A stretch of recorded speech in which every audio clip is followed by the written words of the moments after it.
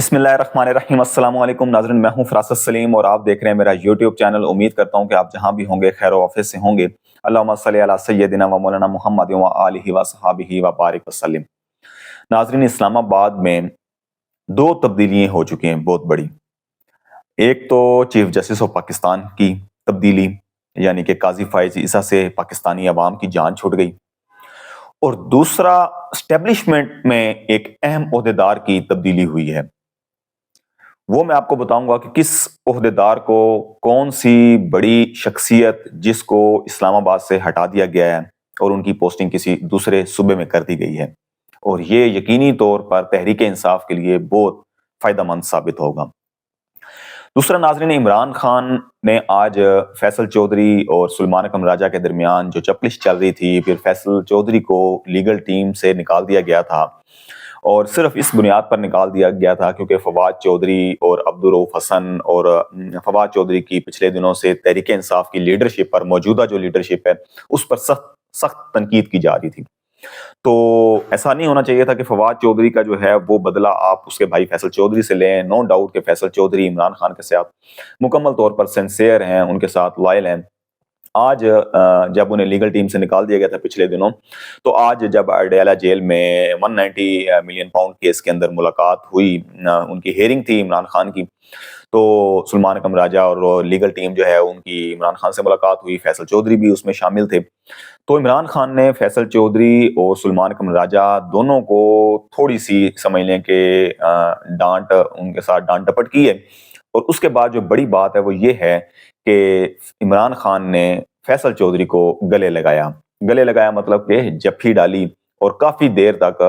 جو court reporters ہیں وہ یہ بتا رہے ہیں کہ کافی دیر تک عمران خان نے انہیں گلے لگائی رکھا اور تھپکیاں دیتے رہے۔ مطلب کہ عمران خان نے ان کے غصے کو ٹھنڈا کرنے کی کوشش کی اور انہیں بتایا کہ آپ بے فکر ہو جائیں۔ اور دوسرا، سلمان اکرم راجہ نے جب انہیں کہا کہ نہیں ایسا، تو انہوں نے انہیں خاموش کروا دیا سلمان اکرم راجہ کو کہ کوئی دوسری بات نہیں کرنی اور آپس میں آپ گلے ملیں اور صلح کریں۔ تو عمران خان نے سلمان اکرم راجہ اور فیصل چودھری کی صلح کروا دی، اور اس کے بعد انہوں نے کہا کہ یہ لیگل ٹیم کے اندر شامل ہوں گے اور لیگل ٹیم کا حصہ ہوں گے۔ دوسرا ناظرین، ایک بڑی بات جو ہوئی وہ فیصل چودھری کے ذریعے فواد چودھری کو عمران خان نے پیغام بھجوایا۔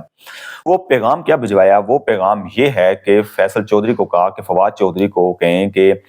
تحریک انصاف کی قیادت پر، جو موجودہ قیادت ہے، اس پر کسی قسم کی کوئی تنقید میڈیا پر نہ کریں۔ اب یہاں سے ایک تاثر یہ جاتا ہے ناظرین کہ لوگ سمجھ رہے تھے کہ سب سمجھتے تھے کہ فواد چودھری کی کوئی جو ہے وہ حیثیت نہیں رہ گئی تحریک انصاف میں، اور جو موجودہ لیڈرشپ ہے تحریک انصاف کی وہ بھی اگائے بگائے کہتی ہے کہ فواد چودھری جو ہیں ان کا کسی قسم کا کوئی تعلق پارٹی میں نہیں ہے،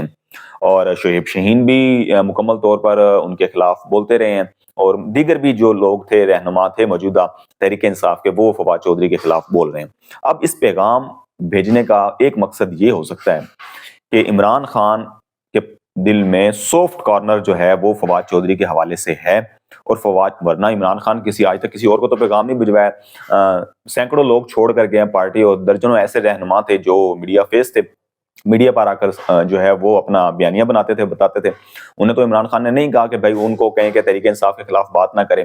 تو یہ ایک صرف فواد چودھری کو کہنا کہ فواد چودھری تحریک انصاف کے خلاف جو ہے ان کی لیڈرشپ کے حوالے سے کسی قسم کی کوئی بات نہ کرے اور خاموش رہے، یہ اس چیز کا تاثر ظاہر کر رہا ہے کہ عمران خان جو ہیں وہ مستقبل میں تحریک انصاف میں دوبارہ فواد چودھری کو شامل کر سکتے ہیں۔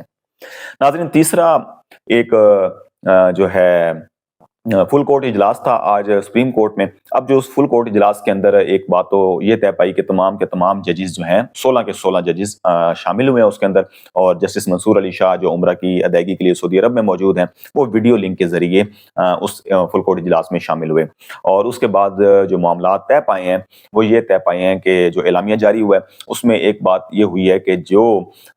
اس میں کیسز ہیں سپریم کورٹ کے اندر پینڈنگ، 59,191 کیسز جو ہیں وہ پینڈنگ ہیں، اور ان کو کیسے نپٹایا جائے۔ اور وہاں پر جو جسٹس منصور علی شاہ کا فارمولہ تھا،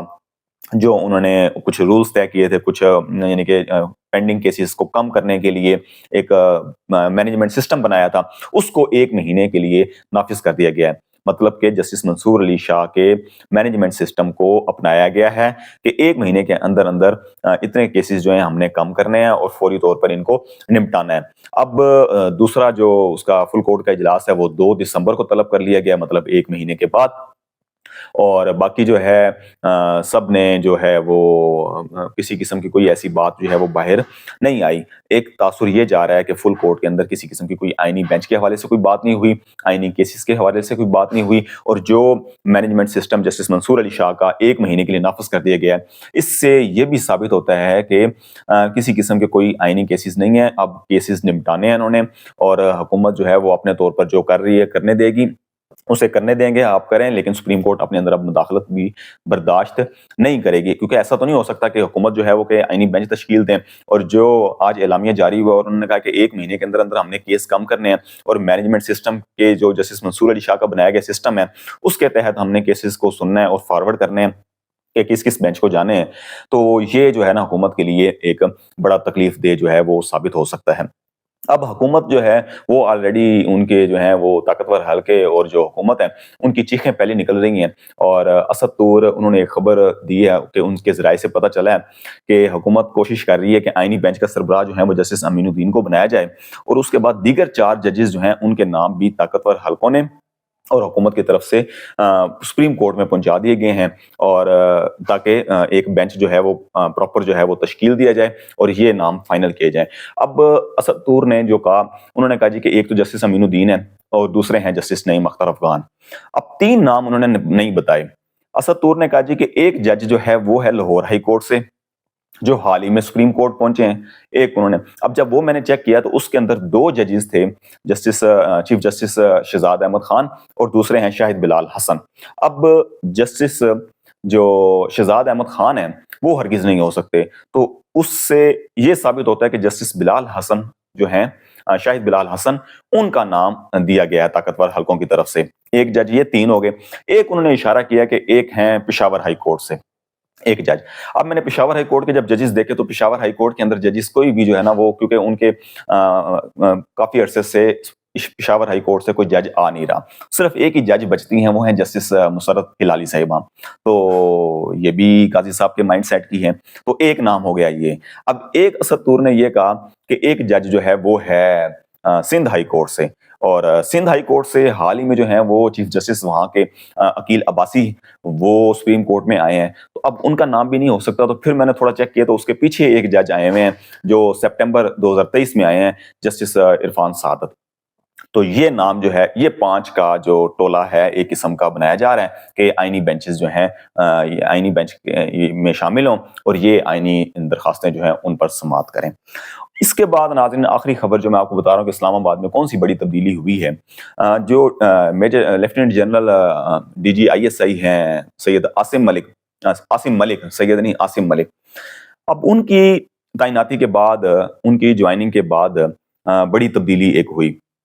ایک تو یہ ہوئی کہ بشرا بی بی کی رہائی ہو گئی کچھ دنوں کے بعد، جو یعنی کہ ان کی تعیناتی کے کچھ عرصے کے بعد، اور دوسرا پھر اس کے بعد جو ہے عظما اور جو ہے علیمہ خان، ان کی جو ہے وہ بیل ہو گئی، اور ان کی بیل بنتی تھی، خیر ان کے خلاف کسی قسم کا کوئی ایسے کیس نہیں تھے۔ اب تیسرا ناظرین یہ ہوا ہے کہ اسلام آباد کے جو سیکٹر کمانڈر ہیں بریگیڈیئر فہیم، ان کی پوسٹنگ کر دی گئی ہے بلوچستان میں، اور ابھی تک ان کی جگہ کسی قسم کا کوئی نام سامنے نہیں آیا۔ اب ذرائع یہ خبریں دے رہے ہیں کہ یہ جو ہے وہ ایک بہت بڑی تبدیلی ہے، کیونکہ جو سیکٹر کمانڈر اسلام آباد ہوتا ہے اس کے کنٹرول میں تمام مین عہدیدار جو ہیں تمام اداروں کے اندر سرکاری ہیں، حکومت کے اندر ہیں، پارلیمان سے ریلیٹڈ کوئی سیکٹری، خارجہ سیکٹری، یعنی کہ جو بھی ایک مین حکومتی عہدیدار آ جاتے ہیں، بڑے اداروں کے اندر آ جاتے ہیں۔ آپ عدالتیں دیکھ لیں، آپ سپریم کورٹ دیکھ لیں، آپ کوئی بھی یعنی کہ بڑا ادارہ دیکھ لیں، تو وہاں ان کی مداخلت ضرور ہوتی ہے۔ یعنی کہ مداخلت سے مراد یہ کہ ان کا کنٹرول ہوتا ہے کہ ان کی اثر و رسوخ کے بغیر کوئی بندہ وہاں شامل نہیں ہو سکتا، یا اس کا وہ اب اسلام آباد ہائی کورٹ کے 6 ججز نے خط لکھا تو اس کے اندر واضح جو بریگیڈیئر سیکٹر کمانڈر فہیم ہیں ان کا نام انہوں نے لکھا کہ یہ جو ہیں وہ مداخلت کر رہے ہیں بہت زیادہ. تو اب ایک تبدیلی تو یہ ہو گئی، اور یہ جو سابقہ D G I S I تھے ندیم احمد انجم، ان کے بہت قریب تھے. اب ان کے قریب تو پھر فیصل نصیر بھی تھے، میجر جنرل فیصل نصیر. ابھی تک میجر جنرل فیصل نصیر جو ڈی جی سی ہیں وہ بھی موجود ہیں، اور یہ بھی سننے میں آ رہا ہے کہ 3 سے 4 ماہ یا 2 سے 4 ماہ کے اندر اندر ان کی بھی اب پوسٹنگ ہونے جا رہی ہے. تو آنے والے دنوں میں پتہ چل جائے گا کہ کیا صورتحال جو ہے وہ ڈیولپ ہوتی ہے. مجھے دیجیے گا اجازت. اللہ حافظ.